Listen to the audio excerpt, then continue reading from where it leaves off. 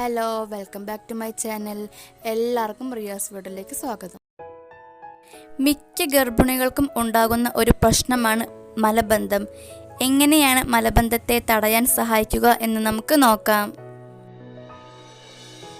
അതിനു മുന്നെയായി എൻ്റെ ചാനൽ ആദ്യമായിട്ടാണ് ആരെങ്കിലും കാണുന്നത് എന്നുണ്ടെങ്കിൽ ഒന്ന് സബ്സ്ക്രൈബ് ചെയ്യണേ.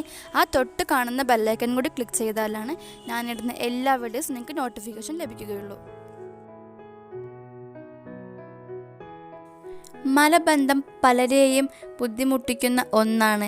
എന്നാൽ പലപ്പോഴും ഇത് ഗർഭകാലത്താണെങ്കിൽ നിങ്ങളിൽ ബുദ്ധിമുട്ട് വർദ്ധിക്കുകയായിരിക്കും ചെയ്യുക.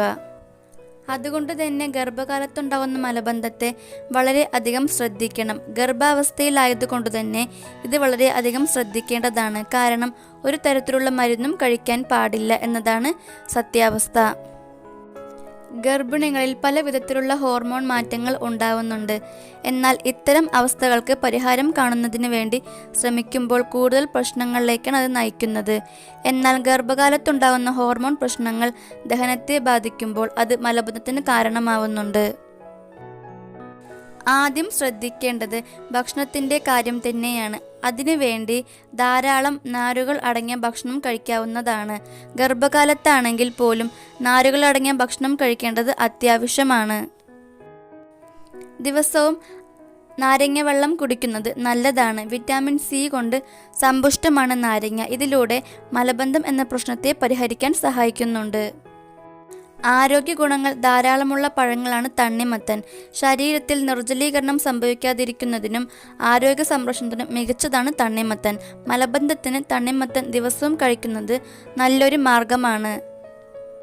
ആരോഗ്യ സംരക്ഷണത്തിന് ഡ്രൈ ഫ്രൂട്ട്സ് നൽകുന്ന ഗുണങ്ങൾ ഏറെയാണ്, പ്രത്യേകിച്ചും ഗർഭകാലത്ത്. ഇത് ആരോഗ്യത്തിന് നൽകുന്ന ഗുണങ്ങൾ നിസ്സാരമല്ല. ഡ്രൈ ഫ്രൂട്ട്സ് കഴിക്കുന്നത് ഗർഭിണികൾ ശീലമാക്കണം. ഇതെല്ലാം ആരോഗ്യത്തിന് മികച്ചതാണ്. എല്ലാ ദിവസവും അല്പം ഡ്രൈ ഫ്രൂട്ട്സ് കഴിക്കാവുന്നതാണ്. എന്നാൽ ഗർഭാവസ്ഥയിൽ എന്തെങ്കിലും പ്രതിസന്ധികൾ ഉണ്ടാകുന്നുണ്ടെങ്കിൽ ഡോക്ടറെ സമീപിക്കേണ്ടത് അത്യാവശ്യമാണ്, പ്രത്യേകിച്ച് പുതിയ ഭക്ഷണശീലം തുടങ്ങുമ്പോൾ.